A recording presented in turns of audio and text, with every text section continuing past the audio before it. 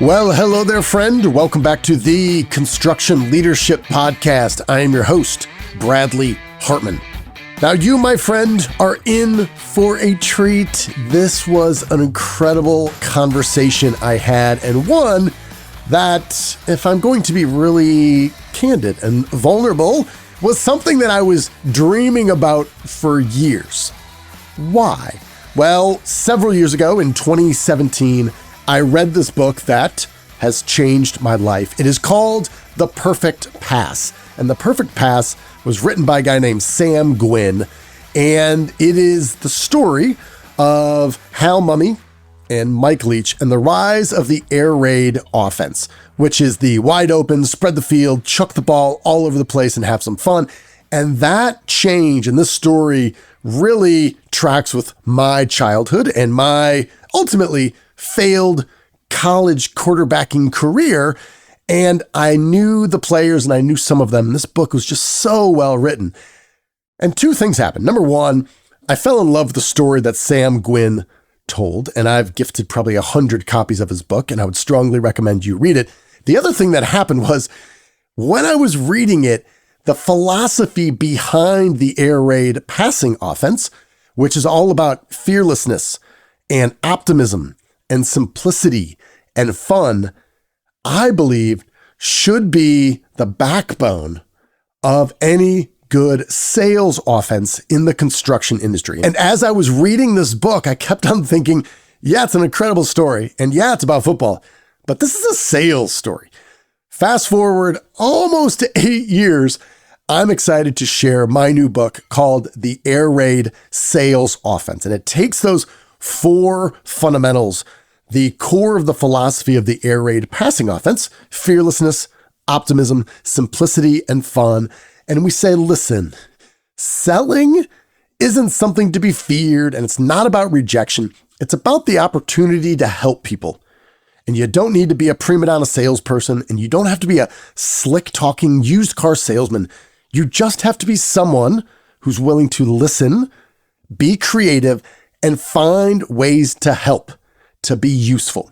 So that is the brand new book that I've got, and that is out now. And I wish you would buy a copy for yourself and buy one for your entire team, and actually buy a case of them. And if you do, if you buy a case of these, if you buy 25 books, we will schedule a 45-minute mini workshop, executive training session, whatever we want to call it, with me to talk about the fundamentals. So I'll just put that out there. However, that is not what this conversation is about.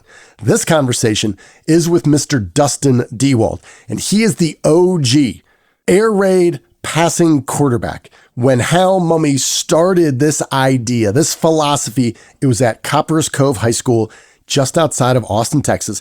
And Dustin DeWald was the first quarterback ever to do it. And as it turns out, my friends, he turned down the opportunity to continue to coach with Mike Leach and Hal Mumme to go back home to Copperas Cove and do what? That's right, join the construction community. He's been a custom home builder for the last 25 years, and our conversation ranges about leadership, what he learned from Hal Mumme and Mike Leach, and his insights and his lessons and his advice for becoming a craftsman in the construction industry and how to be a successful, profitable luxury home builder. So my friends, you are in for a treat. Without further ado, please enjoy my conversation with Mr. Dustin DeWald of DeWald Custom Homes. As always, thank you for listening. Put that coffee down. Creators are leaders. Be careful what kind of leaders you're producing here. Helen, we're both in sales. Let me tell you why I suck as a salesman. They realized that to be in power, you didn't need guns or money or even numbers. You just needed the will to do what the other guy wouldn't. I'm not leaving. The show goes on.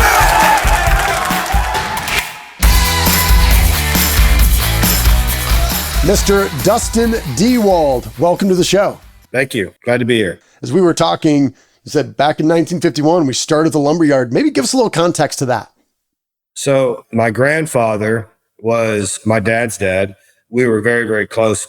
I was super close to him growing up. But back in 1951, he was actually a coach, teacher, drove the bus at a little school about 30, 40 miles from here called Buckholz. And that's what he was going to do. He was going to be in education and a coach. He coached the football team, track team. I think he looked at basketball team. Small school, he coached just about everything. And his older brother contacted him after he had been doing this for a while and said, hey, I'm thinking about opening up a lumber yard in Copperas Cove. And, when you open a lumber yard back then, it's not like opening a lumber yard now. Back then it was a turnkey system. I mean, they developed and built houses all in-house with in-house staff. And my grandfather decided, that he was going to join him. He cashed in his teacher retirement, and they invested in that business together and started it in 1951, and then ended up leaving in the 70s and starting his own building and development company. So I'm third generation of being developing and building, and my son Drew, who's in the transition of starting to take over more and more, would be fourth. Can you give us a little context to maybe your high school career when Hal Mumme came into your life, and maybe what was it like before and what was it like after? Under our prior coach, right? We didn't win very many games, so that coach got fired, and right before my senior started, they hired Hal Mumme. I didn't know who Hal Mumme was. He was hired, I think he came from UTEP as an assistant offensive coordinator. Yep. I was so burnt out on football by that time, I wasn't even thinking, I wasn't even going to play my senior year. I was just going to play golf, and that was it. And he came and saw me after he got hired, and he was like, hey, you need to come play. I heard you thinking about not playing, and we're gonna make it fun again. We're gonna spread it out. We're gonna throw the football. We're gonna do things differently. It sounded like it was gonna be fun, So I was like, yeah, sure, absolutely, I'm in. And it was a great decision because I had a blast. Obviously, our senior year, and we had the best year we'd had in 10 years here. So we were in the top 6 or 7 schools in Texas in 5A in passing, and it got me noticed, and I got a full scholarship to Stephen F. Austin to play quarterback there. I just got burnt out. In off-season training, I was like, this ain't for me. I'm just going to play golf. So I left the football team. And I went to Tarleton, where my brother was on the golf team. And I played golf there for 1 year. And then that's when Hal got hired. He coached, I guess, 2 more years at Cove after me. Okay. And that's when he got hired as the coach at Iowa Wesleyan. And I just went in to see him. Of course, first thing he did was said, why don't you come play, because he knew I left Stephen F., obviously. And me and my wife thought about it for a while, but we ended up making the decision to go up there to Iowa, and it was one of the greatest decisions I ever made. Can you tell me just a little bit about the experience with Hal and Mike at Iowa Wesleyan, where you guys roll in there, they're 0-22 the previous year, no culture of winning, practicing at the local high school stadium.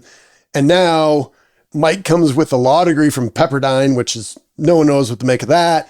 Then comes 2 Texas guys, the quarterback and the coach. What did you learn from a leadership perspective about changing a culture, getting buy-in? Because there's a great line in Sam Gwynn's book, The Perfect Pass. He said, Hal imported the one human being on the planet who actually knew how to run the air raid, the previous version of the air raid offense. What did you learn about that change in the culture so quickly at Iowa Wesleyan? So I went up there, and we, when we started looking around, I'm like, oh my God, this is like not. They had nothing. I mean, they didn't have anything. Like you said, playing in a small high school stadium, virtually non-existent facilities. I mean, there was not much there. It was a shock, and I think they only had like 3 returning players because everybody quit. They fired the coach. Everybody quit. They were so bad. So they brought in, when Hal hired his first staff. Mike was kind of his first hire. Our defensive coordinator, some other guys from around that area as assistants. The recruiting was unreal. Like we would get in the office and brainstorm, like, who can you think of? Who can you think of that from when you played at Stephen F. that's not there anymore? In high school that were good players in our district that are not playing at a college right now. We had to get, almost 100 players at one time, that they had to get. So, and they did. They brought in like almost 100 players from all over the country. at one time into tiny Mount Pleasant, Iowa. So when you talk about like leadership, I never thought about leadership. It was always just something that it kind of came naturally to me because I always tried to get along with people. And the biggest thing to me on the leadership, when you get 100 people from all over the country coming there, I mean, and a bunch of them were guys who weren't there straight out of high school by choice. I mean, they had issues somewhere else and they really had nowhere else to go. Yeah. It was the NAIA, so we didn't have the same rules that the NCAA had. And you could bring guys in that you couldn't necessarily get into, a Division II or a 1AA or even a Division III school probably. We had limited scholarships. We had some scholarship money. But it was a unique group, that first 100 people that were there, and trying to get some semblance of a team established with 100 guys that had never played together before. It was totally different by year 3. By the last year we were there, we had a good core group. We had been together, for 2 or 3 years, and it was leaps and bounds difference of how we improved. You were one of the first ones to throw for 10,000 yards, and you did it in only 3 seasons. As you transition from that and just the amazing success and the turnaround, and then Hal and Mike Leach went on to Valdosta State, your grandfather was a coach. Was there any interest in saying, let's see how far we can take this and go with them? And maybe tell us a little bit about that time in your life, that transition to ultimately home building. I always knew that I was going to do one or two things. Growing up in the home building business and basically playing football since I was 6 years old, I knew I was going to either be a coach or I was going to build, one of the two. So at the very end of my college career, Hal, he actually approached me during the year because he knew he was leaving in the middle of the year. I mean, we had a really good team. We knew we had an excellent chance to make the playoffs, which they only took 8 in NAIA Division I. We were ranked in the top 5 or 6 the entire year, I was very involved with the offense. I was 23 years old whenever I was playing as a senior. I'd already been married for 5 years. So I was not your typical college quarterback, I think, at that time. So I was real involved with those guys. I mean, my wife was the athletic secretary. My wife and Mike's wife, Sharon Leach, were the 2 athletic secretaries. They split time. So anytime I wasn't in class or working, because I worked a lot in college too, and I actually bought a house while I was there and remodeled.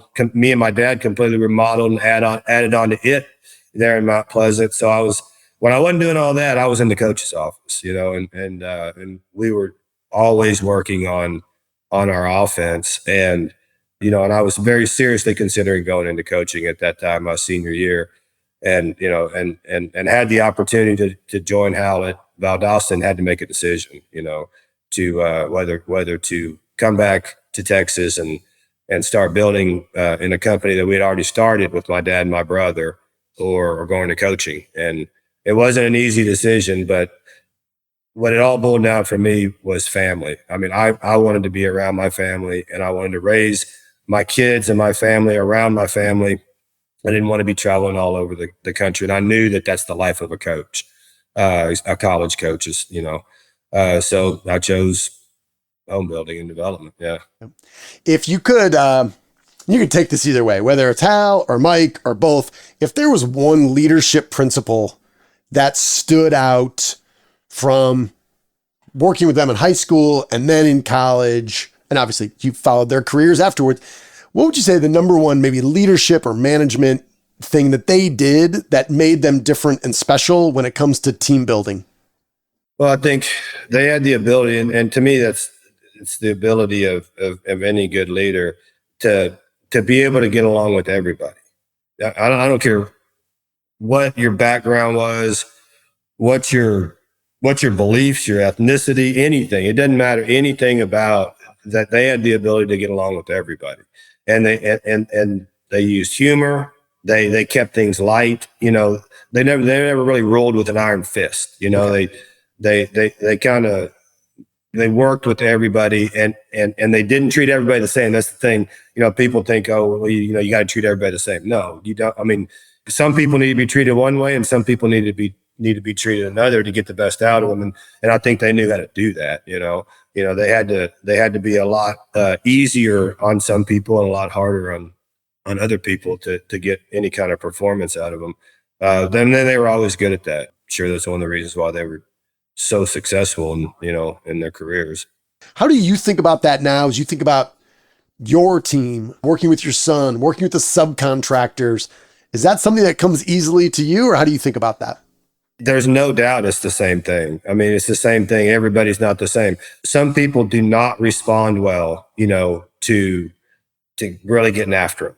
All right. They shut down, they don't want any part of that kind of redirection or criticism or whatever, and you learn the first time when you interact with somebody, how you need to work with them and treat them to get the best out of them.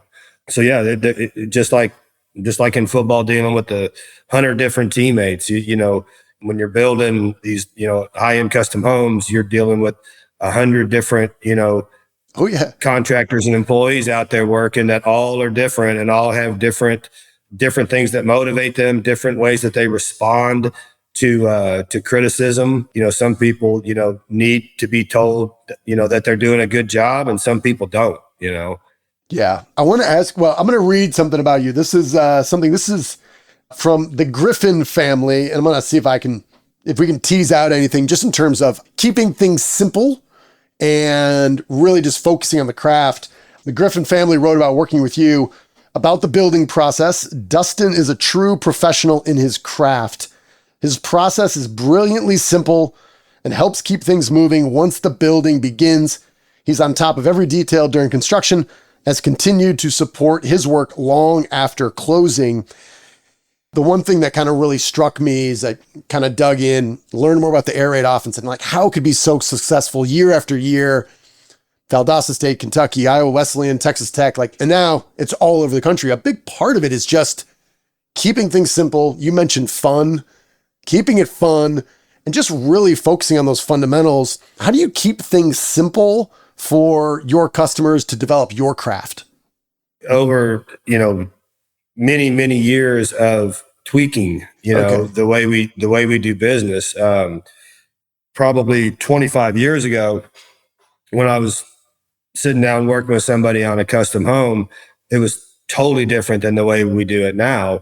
So, every time we would run into any kind of issue, I would modify our system to alleviate or try to alleviate that issue happening again in the future. And eventually it really helped me a lot that a really good friend of mine, Gene Dane, that I played high school football with and became an architect. And he went to Colorado and he worked up there as a residential architect for years and years. And probably about 25 years ago, I was doing a personal house for myself and in Georgetown, and I flew up to Colorado and spent a whole weekend with him. We just worked together and put these plans together for my new house.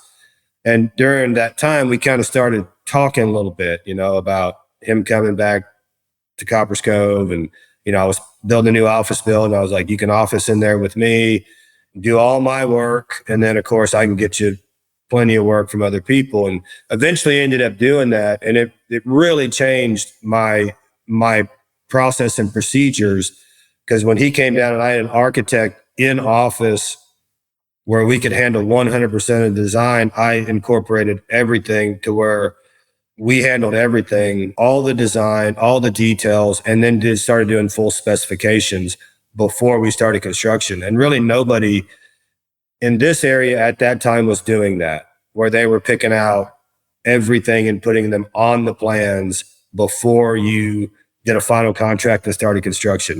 They would just be, here's our lot and here's our plans and, here's a bunch of allowances and let's go build it.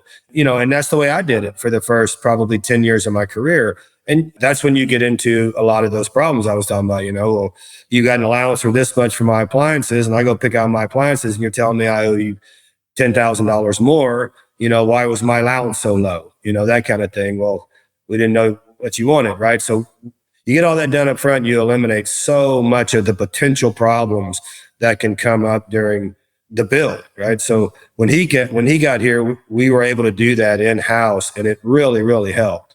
Like the Griffins you were reading there, I probably did their house over 15 years ago, and he actually ended up being my landscaper after that. But the biggest thing, because our process, I think, is we've got it to where it's really simple. We do an initial contract when we first meet with somebody, where we first meet with them, and we lay out a potential budget the very first meeting. And if they decide they want to move forward, we do an initial contract, and we just lay out general terms, and we use that as a guideline as we go through the process. But when we go through the process, we're always reflecting back to those numbers and keeping them informed of anything that they're asking to be done that's outside of that initial contract, giving them real dollar figures, letting them make real decisions. And by the time we get to a final set of plans, every single thing is on there down to the exact kind of toilet paper holder that is going in the bathroom, right? So they know exactly what they're getting. They know exactly what they're paying. And that eliminates a lot of potential problems, obviously. And before we started doing that, I mean, nobody was doing that here. In the major markets and, $5-10 million homes, of course, they're always doing it because you're dealing with an architect. But, at that time in this market, you're talking about $250,000, $300,000 houses were the big, expensive houses, Because of that process and because of how much we're involved and the fact that we handle everything ourselves, so our customers are dealing with the owners of the company throughout the entire process, including during construction and warranty and everything.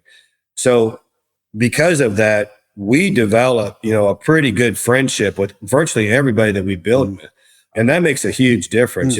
By the time we finish a project, we've worked with these people for anywhere from a year to 2 years, from initial meeting to move in, and then of course through the warranty period. I mean, we spend a lot of time together over a 2 or 3 year period, and with virtually every client, we become, close with them, and I think that's a really big key for what we do, because all of our business is pretty much referral, word of mouth.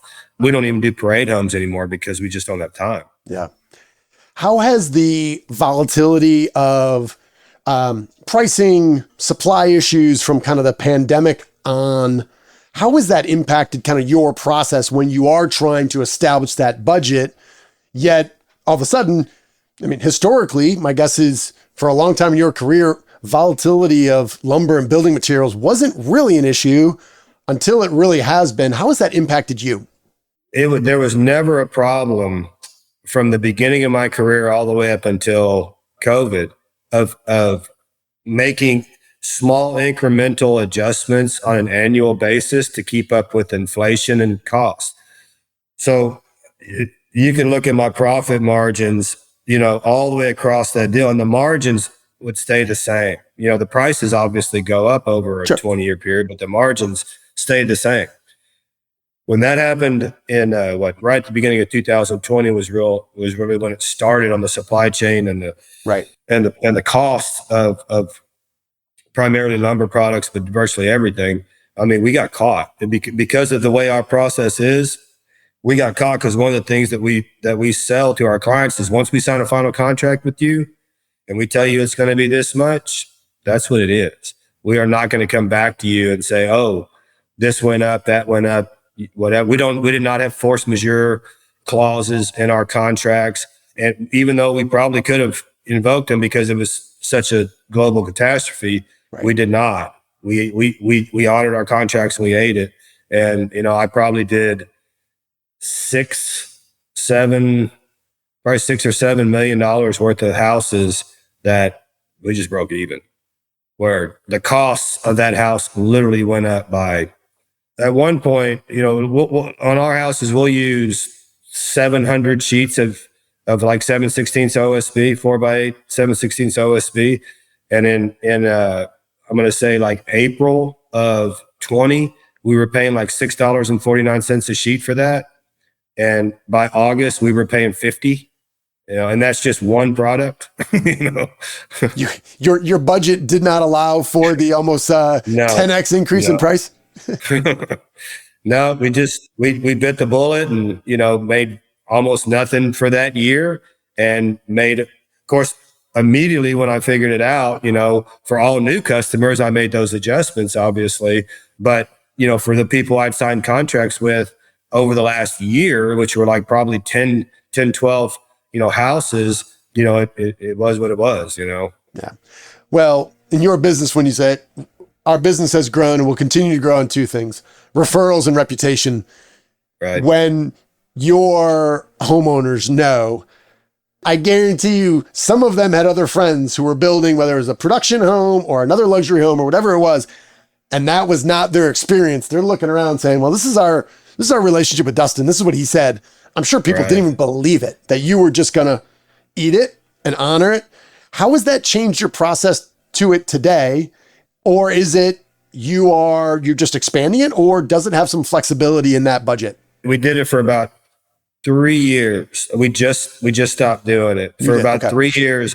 We just added a clause where we would tell the client, okay, guaranteed price here, but we're going to put another attachment, because my contracts are very, very simple. They're a total of 4 pages. Okay. Large type.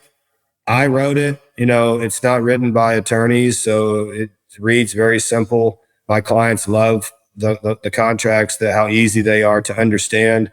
It has all the major stuff you need in there, but it did not have anything in there really about that. It talked about, acts of God and material shortages and whatnot, but more about extending the completion date, not changing the price.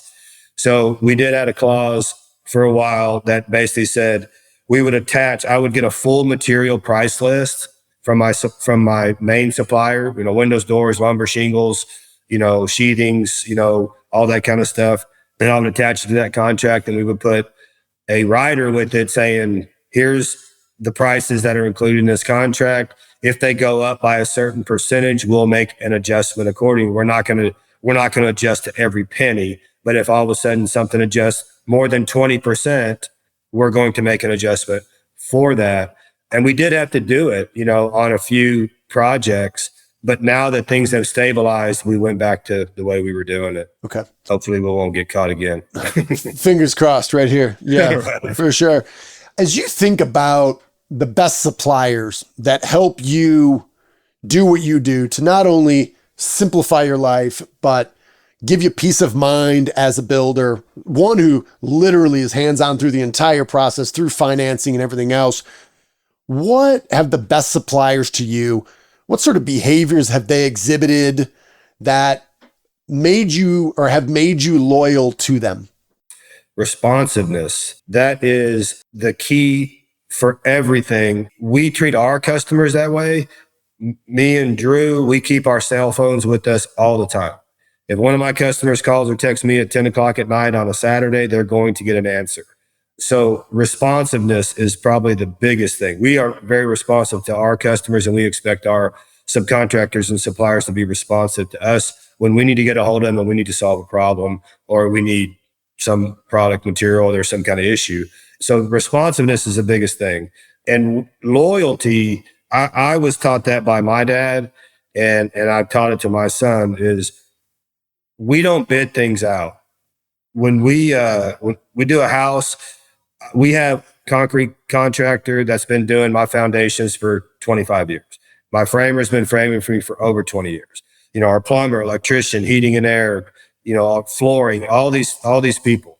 We're not bidding out the jobs on every job or even every year, as long as they're doing a good job and they're staying reasonable with their price increases based on the market and inflation.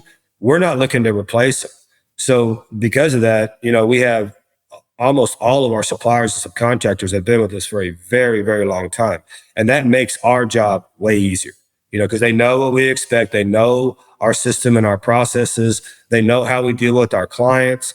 To me, that's a huge, huge key. I could not imagine trying to be in this business and taking every job and bidding it out to the lowest bidder and then trying to work with that supplier or subcontractor.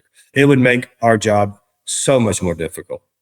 Can you give a little context to what would it take for somebody to be on the inside with Dustin DeWald Homes and then to be cut from the team? Yeah, I mean, it's happened, I mean, without a doubt. It usually deals with response. It's going to be either responsiveness or it's going to be they had changes in their company and then their employees, and the level of work, quality of work was not up to what it was before. And they weren't able to correct that. A lot of our subcontractors, just like everybody in the country, have had big problems hiring good skilled labor. Yep. And in our business, especially in a small market like this, whenever I was a kid, like when I first started building, the guy who painted for me, his dad painted for my dad and grandfather. The guy who did my concrete work, his dad did the concrete work for my dad and grandfather. Back then, the sons went into the business, many more of them. Now it's just not happening. So Dustin, let me ask you, what was the bridge that took you from the development and building tract homes and then getting into luxury residential home building? I did some school construction for a while in a company that we owned. We built high schools, elementary and junior high schools, and full sports complexes all around the state. And in doing that, that was the first time I really worked a lot with architects and engineers. Okay. So when I decided that I really didn't want to do that anymore, we sold that company out to a partner. I decided I want to get back into doing more custom homes. And I was really trying to figure out how I was going to do it and how I was going to be unique from my competition.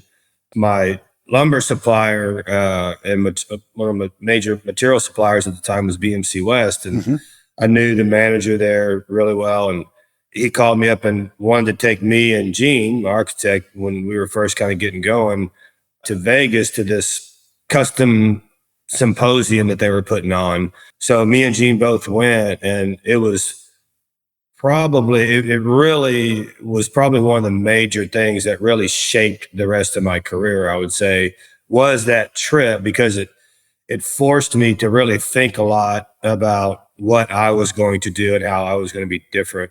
The first day we did this, kind of had a speaker, and he asked the audience, he said, somebody give me one word that really defines your company. And, of course, about 10, 15 guys raised their hands, and he picks on one, and, he goes, quality, and as soon as he says it, the speaker's face just, goes like, really, and he just kind of hammered on the guy about quality. I mean, how can quality be the thing that sets you apart? Every single builder says they build quality, not show me one person in this room that's going to tell you we do not deal in quality, right? Yes. So, of course, all the other hands go down because they were all going to say quality.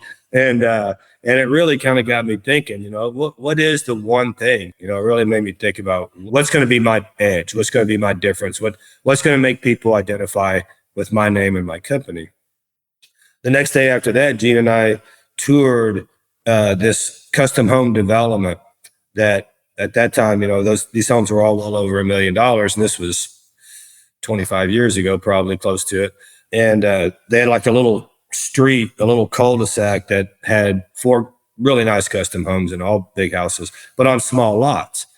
And when we went through them, they all had a very similar design concept in the front that we had really never seen before, where when we went into the big grand entrance door, we thought we were coming into a big grand foyer, but in reality, we were in a tower that was finished like an interior, but it was open on the other side of it to the exterior, to a completely enclosed kind of hidden courtyard area that the roof structure was built around in a way that from the street, you couldn't tell it was there.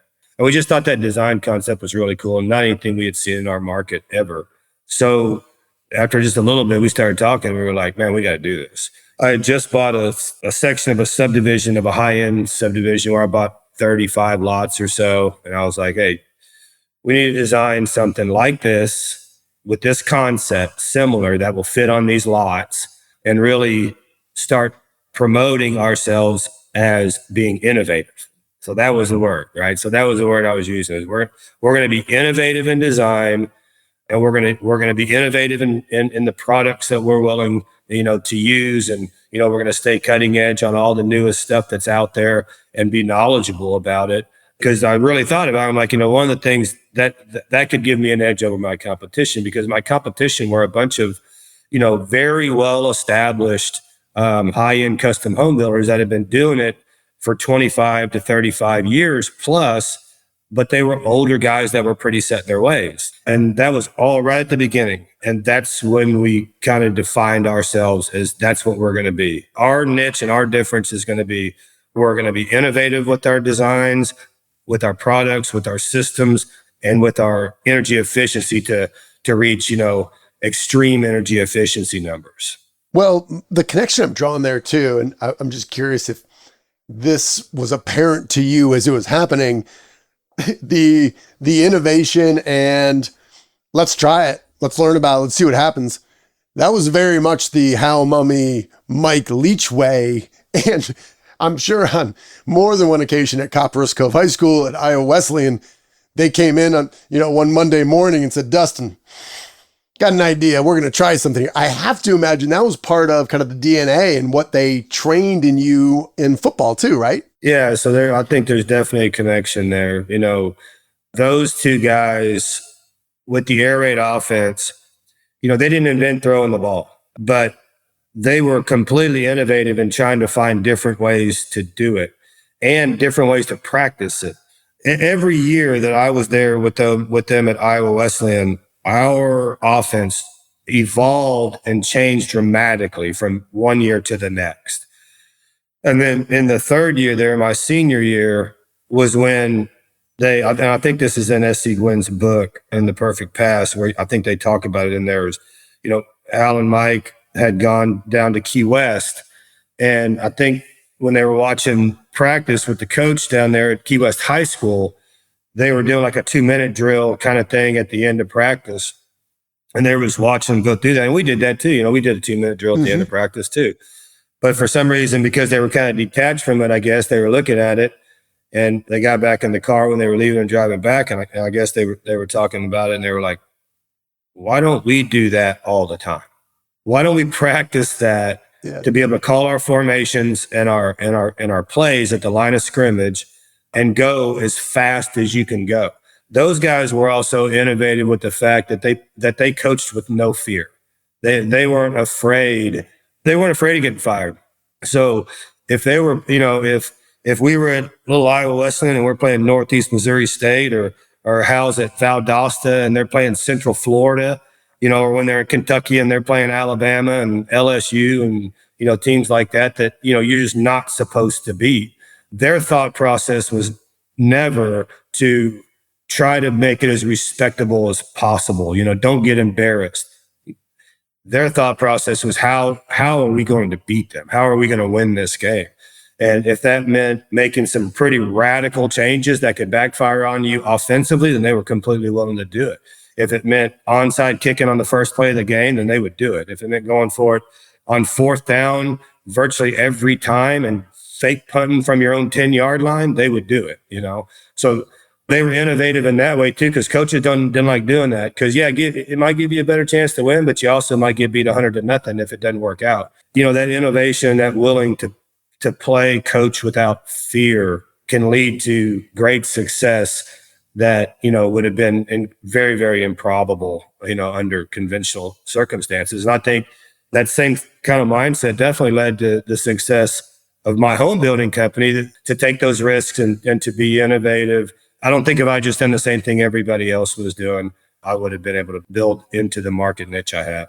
I want to thank you. This has been fun for me. It was crazy. Just you and the craftsmanship of Dustin DeWald Homes, and the fact that I grew up in the lumber industry and then grew up in home building and then happened to have a podcast gave me a reason to contact you to talk about leadership and some of the football and I'm sure you're probably downplay this, but your legendary career. And then to be able to talk about stuff that we love talking about in the show, which is home building and servicing people and growing strong teams. So Dustin, thank you so much for your time. This was a pleasure. You bet. Thank you, Bradley. I appreciate it. All right then, friends, how did that go? Hopefully you enjoyed my conversation with Mr. Dustin DeWald. As you can tell, I loved listening to him on so many levels, on the construction side, as well as the football side, and certainly leadership and these insights that he has learned. If you did enjoy this episode, please share it with your network. Oh, yeah, that thing. Last 2 years, I've been writing this book, and I think it's the best thing I've ever written. I've been describing it, I guess somewhat not humbly, like a bacon-wrapped filet, right? And the filet is this sales strategy and tactics and the stories and insights and lessons that we have learned over our career for the last 13 years working with sales teams. And the bacon around the outside, a nice thick piece of bacon, maybe there's some melted brown sugar on it. Who knows? It's amazing. You know what that is? This is the football story that weaves in and out. And I'm excited for it. I'm proud of it. And again, if you buy a case for your team, 25 books, we will then schedule a 45-minute meeting to talk about these and how you can apply these insights and lessons to your team to help you grow this year. So airraidsalesoffense.com, or you can just Google Bradley Hartman or Air Raid Sales and it will come up. Please do it. Thank you. All right. I'm done. You're owed nothing. Deliver value first. Make it a great week.